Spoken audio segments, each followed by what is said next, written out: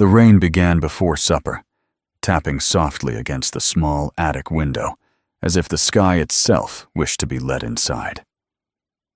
Eleanor Whitmore sat beneath that window on a narrow iron bed, her hands folded tightly in her lap, listening to the steady rhythm of drops against glass.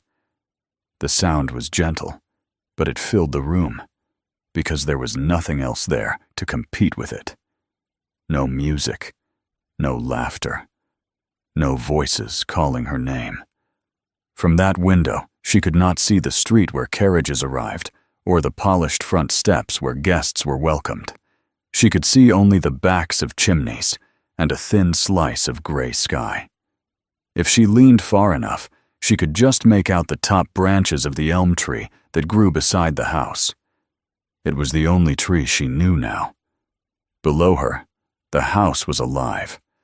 She felt it through the floorboards, and the faint vibration of carriage wheels stopping, the distant echo of hooves striking stone, the heavy front door opening to admit warm voices and colder air. Even without seeing any of it, Eleanor could sense the evening gathering in the bright rooms beneath her feet. "It is only a supper," she whispered to herself, as if the reminder might calm her heart. Only another evening without her. The attic had once been a place for storage. Old trunks lined one wall. A broken screen leaned in the corner. Dust floated in the pale light like slow drifting snow. Her father had never meant for her to live here. The thought always came with a sharp ache. Sir Thomas Whitmore had built this house with pride. He had filled it with strong oak furniture and shelves of books. He had filled it with laughter. He had filled it with his daughter. Eleanor had once belonged in every room, but her father had died 3 winters ago, suddenly and without mercy. In the months that followed, the house had changed. It was not obvious at first. Nothing dramatic happened. Her stepmother, Lady Agnes, never shouted or struck her. Instead, things shifted quietly. "You know how delicate you are," Lady Agnes had said one afternoon, her fingers tightening slightly around Eleanor's arm. "The doctor insists upon rest. Society can be very tiring. It is better for you to remain upstairs for now. I shall tell callers you are at the seaside recovering." It is better this way. Those words had become the walls of her life. At first, Eleanor had stayed in her bedroom on the 2nd floor. Then she had been moved higher. Then, when renovations were said to be necessary, and she had been placed in the attic only for a short time, the short time never ended. Her portrait was removed from the drawing room. Her dresses suitable for dinner parties were quietly given away. Invitations stopped arriving for her entirely. She had not been banished. She had been arranged. Now she rose from the bed and crossed to the small table beneath the window. Sheets of paper lay there, some filled with careful lines of ink. An ink bottle caught the gray light. Writing had become her only rebellion. She wrote letters no one would ever read. Sometimes she wrote to her father. Sometimes to a future version of herself who lived in a small cottage near the sea. Most often, she wrote to an unnamed someone, a stranger with kind eyes, who might understand what it meant to be present and invisible at the same time. Tonight, she dipped her pen and began again. To whoever finds these words, she paused, smiling faintly at her own foolishness. No one would find them. That was why she could be honest. I was once invited to sit in candlelight and laugh. I was once expected at supper. Now I am expected nowhere. They say it is for my health that I remain quiet. They say the world is too sharp for someone like me. Perhaps they are right.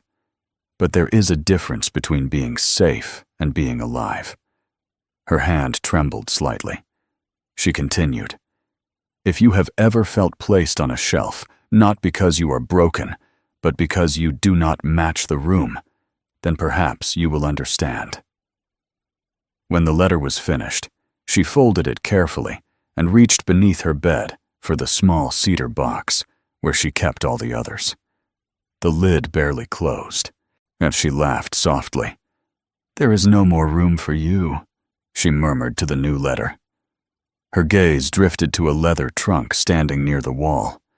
The housekeeper had mentioned that old items were to be sent to charity in the morning, given away to help poorer families.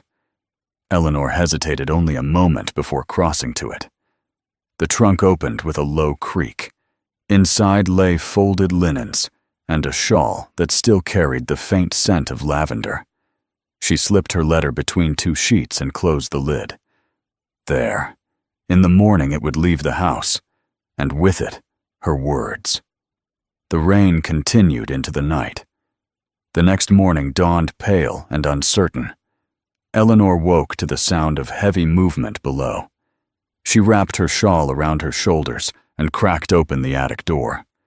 She heard Mrs. Potter's voice giving instructions. Careful with that trunk. Sir Thomas brought it from abroad. It may fetch a good sum." A good sum. The trunk was carried down the narrow back stairs and out into the yard. Eleanor pressed her hand against the banister as if she could feel it slipping away. "It is foolish to care," she told herself firmly. "It is only paper." But her chest felt tight all the same. Later that afternoon, across the city, in a modest building near Bedford Square, a clerk adjusted his spectacles and handed a list to a tall man standing by the window. "Another trunk has arrived, Your Grace, from the Whitmore household in Grosvenor Square." Alexander Hawthorne, Duke of Ravensmere, turned slowly. "Whitmore," he repeated. Sir Thomas had once been his friend, a man with a loud laugh and a fierce love for his daughter. Bright as spring sunlight, and he had called her. Alexander accepted the list. Linens, curtains, shawl, leather trunk.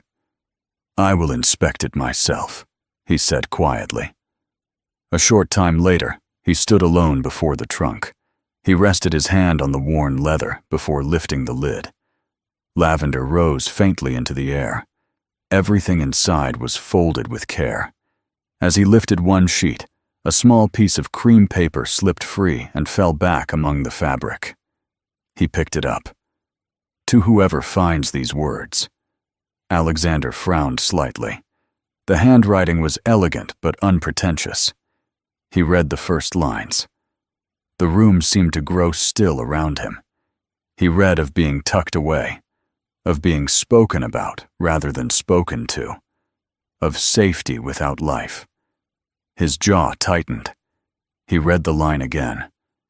There is a difference between being safe and being alive. If something in him answered. He had worn his title like armor for years, since his parents' deaths, since his younger brother's accident, since the broken engagement that followed. He was respected.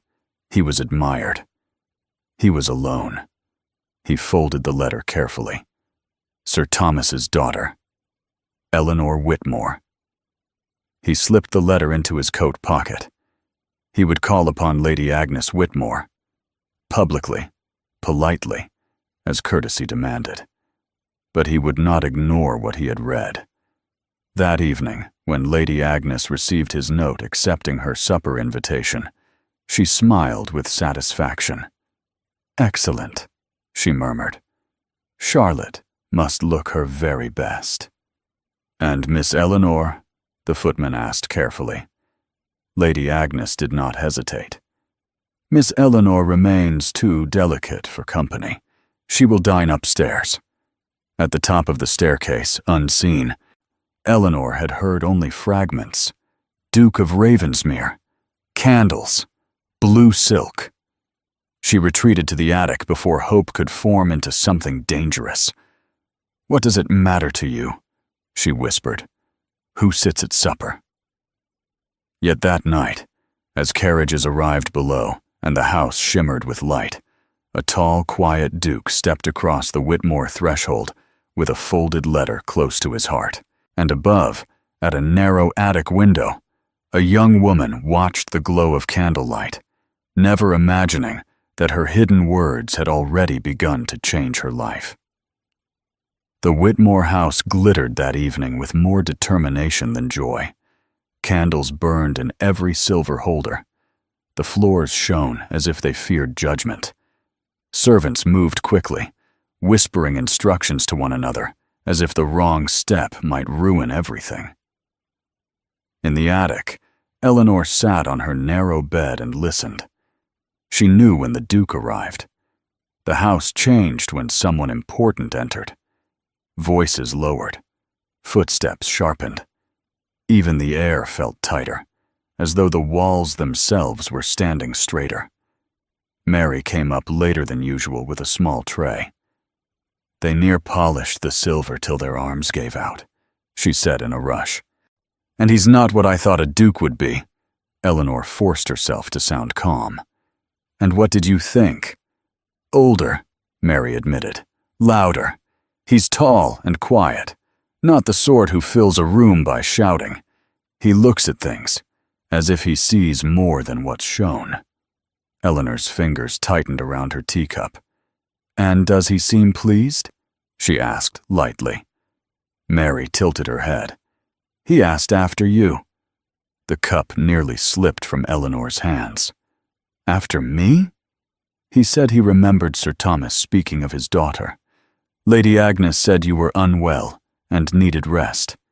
He did not argue, but he did not look convinced either. A strange warmth spread through Eleanor's chest, mixed with fear. "He must think it very odd," she murmured. Mary shrugged. "Maybe he thinks it odd that a house can have so many bright rooms, and one kept dark."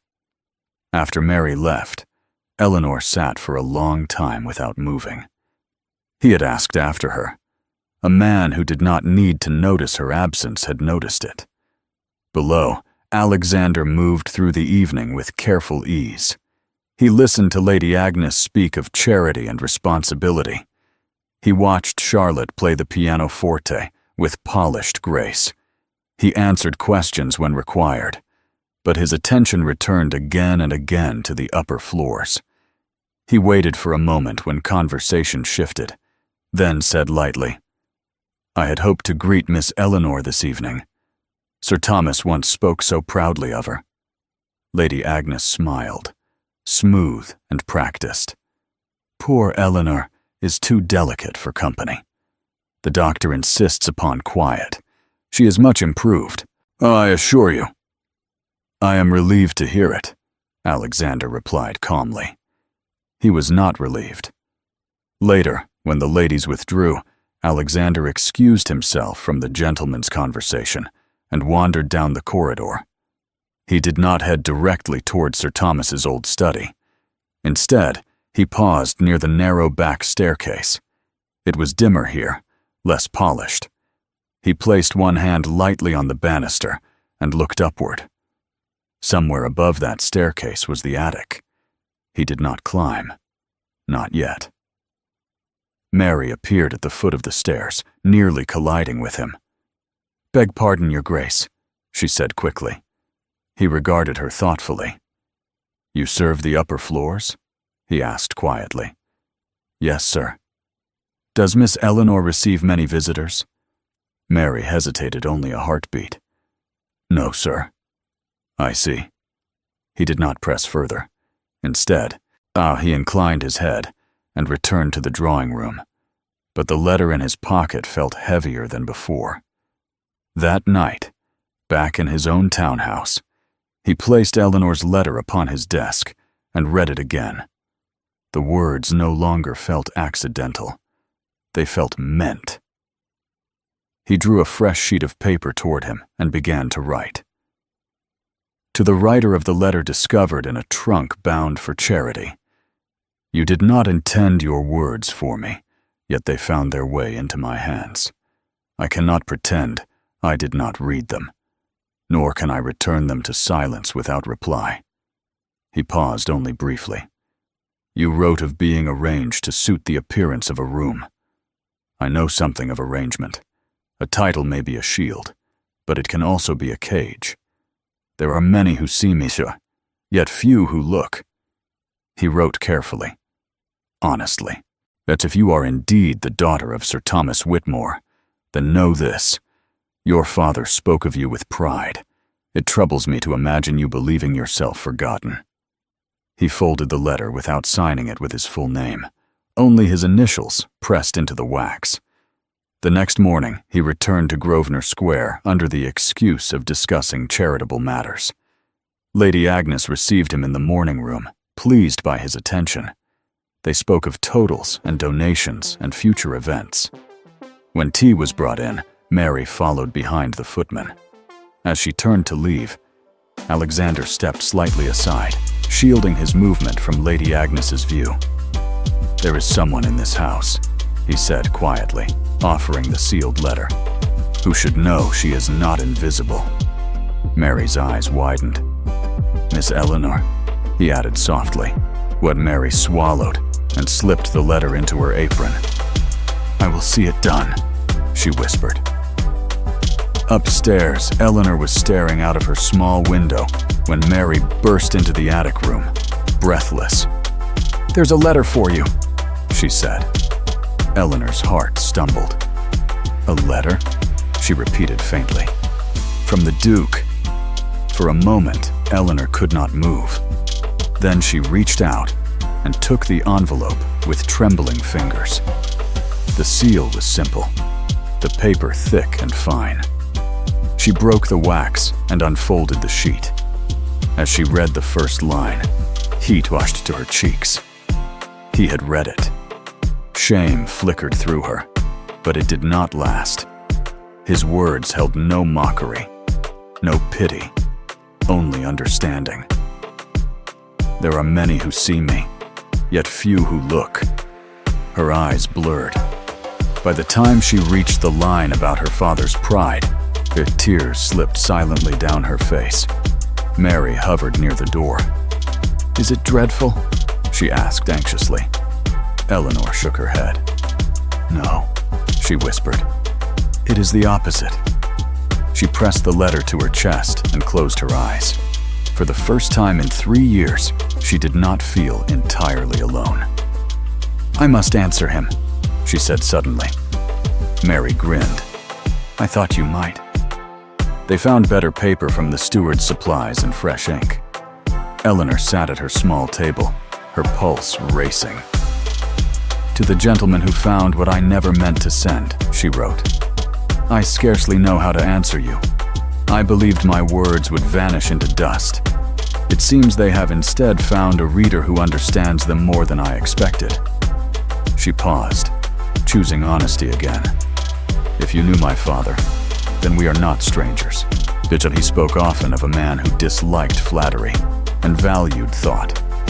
"I did not think those stories would return to me in this form." Her pen moved faster now. "You must not think me in danger. I am fed and sheltered. Yet there is a difference between safety and living. I have been safe. I am less certain of the other." She signed only with her initials. E.W. Mary carried the letter back that afternoon, her heart pounding like a drum. When Alexander received it at the charitable hall, he did not open it at once. He waited until he was alone. He read it slowly. Her words were steady, intelligent, quietly brave. He found himself smiling at the line about safety and living. Without delay, he wrote back. And so it began. Letters passed between attic and square over the following weeks, carried carefully in Mary's apron pocket. In them, Alexander spoke of his younger brother, whose reckless riding had ended in tragedy. He spoke of the weight of responsibility that had followed. Eleanor wrote of books she read, and the way rain sounded different depending on who had been invited to supper below. Neither accused, neither complained. But between the lines, they both understood what was not written. In the attic, Eleanor's face slowly regained color. She found herself waiting for footsteps on the stairs, with something like anticipation instead of dread. Below, Lady Agnes remained unaware, Her attention was fixed on Charlotte's gowns and on the growing hope that the Duke's visits might lead somewhere advantageous. One afternoon, however, Lady Agnes stepped unexpectedly into the corridor and saw Mary at the foot of the back stairs, her cheeks flushed and her apron pocket suspiciously heavy. "What have you there, Mary?" Lady Agnes asked smoothly. Mary froze. "Only a note from my brother, my lady," she said quickly. Lady Agnes studied her for a long moment. "See that your work does not suffer for correspondence," she said finally, and moved on. Mary climbed the stairs afterward with shaking knees. "We must be careful," Eleanor whispered when she heard what had happened. "We will," Mary replied firmly. "Careful together." A week later, Alexander's letter arrived with something new inside it. "I find myself dissatisfied with the limits of ink," he wrote. "There is only so much one can know of a mind without ever hearing the voice behind it." Eleanor's breath caught. He continued, "I would not risk your reputation for the sake of curiosity, but there is a small morning room at the end of the second-floor corridor. Your father once showed it to me. If you were to step there at an hour when the house is occupied, and if the door remained open, we might speak as old friends under proper daylight." Her hands trembled as she finished reading. Mary watched her carefully. "Well?" she asked. "He wishes to see me," Eleanor whispered. Mary's eyes lit with fierce excitement. "Then let him." "It is dangerous," Eleanor said, though her heart beat wildly. "So is staying invisible forever," Mary answered. That night, Eleanor lay awake staring at the beams above her bed. For years, she had accepted the attic as her world. Now a door stood slightly open. In the morning, she wrote her answer. "If the house does not collapse and the sky does not fall," she penned carefully, "I will come to the morning room at 11 tomorrow. The door shall remain open." She sealed it and handed it to Mary. "Careful together," Mary reminded her. "Careful together," Eleanor echoed, and for the first time since her father's death, she felt not hidden, but on the edge of something that might change everything. The next morning was bright, as if the sky itself had decided to be bold. Sunlight streamed through the small attic window and lit the worn wooden floor in gold. Eleanor stood before the cracked mirror Mary had once brought her and studied her reflection.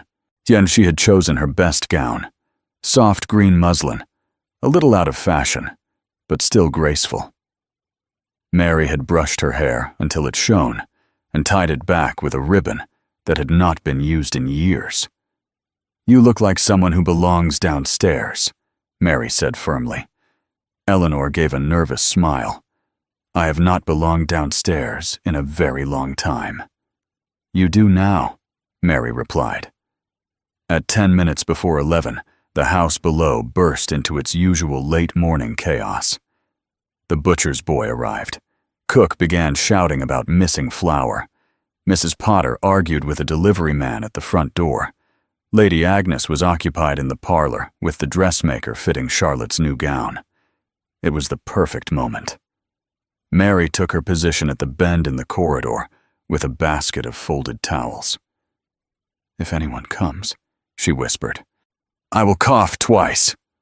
Eleanor nodded. Her legs felt weak as she stepped out of the attic and began to descend the back stairs. Every creak sounded louder than thunder in her ears. Every breath felt too sharp. When she reached the second-floor corridor, the morning room door stood slightly open, just as promised. She pushed it gently. Alexander stood near the window. For a moment, neither spoke. He was taller than she had imagined, broad-shouldered but not imposing. His coat was dark and simple, perfectly cut without being showy. His hair was deep brown with faint silver at the temples. His face was serious, thoughtful. But his eyes were what stopped her. They were steady, searching, kind. "Miss Whitmore," he said quietly, "Your Grace," she began, then hesitated. "Alexander," he corrected gently. At the sound of her name in his voice felt real in a way letters never could. "Thank you for coming," he said. "I nearly did not," she admitted. "But you did." They both smiled faintly. The door remained open between them. Sunlight filled the small room. There was nothing secret about the moment, and yet it felt deeply private. "I imagined this room many times as a child," Eleanor said softly. "My father called it his thinking room." "He showed it to me once," Alexander replied. "He said his daughter preferred it to any ballroom." Her throat tightened at the memory. For a heartbeat, they simply stood there, studying one another, as if matching the face to the handwriting. "You are not what I expected," Eleanor said before she could stop herself. He smiled fully then, and it changed his entire expression. "I am relieved to hear that," he said. "I feared I might disappoint." "You do not," she answered quietly. The simplicity of the truth surprised them both. He did not step closer. He did not reach for her hand. Instead, he spoke as he had written, carefully and honestly. "Your thoughts about the library have changed the minds of several men who rarely change anything. Shelves are already being measured. Windows planned. You have influenced something real." Eleanor blinked. "I have never influenced anything," she said. "You have influenced me," he replied. A warmth rose in her chest that frightened her. Before she could answer, a cough sounded in the corridor. Once, then again. Both of them turned toward the door. Footsteps approached, firm and deliberate. Lady Agnes appeared in the doorway. For one long moment, a silence held the room. Her gaze moved from Eleanor in her green gown to Alexander standing by the window. "Your Grace," Lady Agnes said evenly, "I was unaware you had returned." "I wish to see this room again," Alexander answered calmly. "Sir Thomas valued it greatly." "And my stepdaughter?" Lady Agnes asked. Eleanor felt the familiar urge to shrink back, but she did not. "I invited Miss Whitmore to speak with me," Alexander continued, before Lady Agnes could press further. "The door is open. There is nothing improper." Lady Agnes's eyes sharpened. "Eleanor is not well suited to society," she said. "She is delicate." "I am not delicate," Eleanor said quietly. Both adults turned toward her. "I was grieving," she continued, her voice trembling but steady. "And you mistook silence for weakness." Lady Agnes stared at her as if seeing her clearly for the first time in years. "I wish to protect you," she said. "I know," Eleanor replied. "But protection became absence. I ceased to exist in this house." Charlotte suddenly appeared behind her mother, cheeks flushed from the dress fitting. "What is happening?" she asked breathlessly. Alexander stepped forward slightly. "I am asking permission," he said, "to call upon Miss Whitmore properly in the drawing room. Not as a hidden acquaintance, but as an old friend of her father's, who values her company." Lady Agnes's lips pressed into a thin line. "And for what purpose?" "For the purpose of knowing her openly," he answered. "And if in time she permits it, for the purpose of asking her to become my wife." The words hung in the air. Charlotte gasped softly. Eleanor's heart stopped. Lady Agnes closed her eyes for a brief moment. "I have already lost one husband," she said slowly. "I feared losing everything again. I thought keeping delicate things tucked away would preserve them." "You preserved me from life," Eleanor whispered. Lady Agnes opened her eyes again. There was regret there now. "I was wrong," she said quietly. "I see that now." Charlotte rushed forward and seized Eleanor's hands. "You must come downstairs," she said eagerly. "Tonight. You must." Lady Agnes nodded once. "You will dine with us this evening," she said, "and no physician shall be quoted against you again." The tension in the room dissolved like mist. Alexander met Eleanor's gaze. In his eyes, there was no pity, only admiration. That evening, Eleanor descended the main staircase. Not hidden, not arranged. Seen. The dining room seemed brighter than she remembered. Conversations faltered briefly when she entered, then resumed with cautious curiosity. Alexander rose as she approached. "Miss Whitmore," he said formally, offering his arm. She placed her hand upon it without hesitation. In the weeks that followed, his visits became frequent and public. There were no more secret letters carried in aprons. They spoke openly in the drawing room. They walked in the garden beneath watchful but approving eyes. But the charitable library opened that autumn. Women of every station entered its doors. They sat by windows and turned pages slowly, as if touching something sacred. Eleanor stood among them, not as a ghost, but as a guide. Mary, now employed at the hall, arranged books proudly on polished shelves. Across the room, Alexander watched Eleanor speak with quiet confidence to a young widow clutching her first borrowed novel. He did not look like a man who had found a curiosity. He looked like a man who had found his equal. Their engagement was announced before winter. There was no grand spectacle, only steady joy. On their wedding day, Eleanor stood not in an attic, but at the front of a chapel filled with light. When Alexander took her hand, he did so in full view of the world. Later that evening, as rain tapped gently against the windows of their new home, Eleanor sat at a polished desk and unfolded a fresh sheet of paper.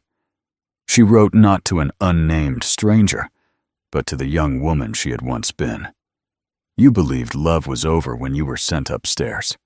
You believed your voice would fade with dust. You were wrong. Words can open doors, and sometimes someone is brave enough to knock. She folded the letter and smiled. The attic had not destroyed her. It had given her the courage to write, and the Duke who found her hidden words had given her the courage to live.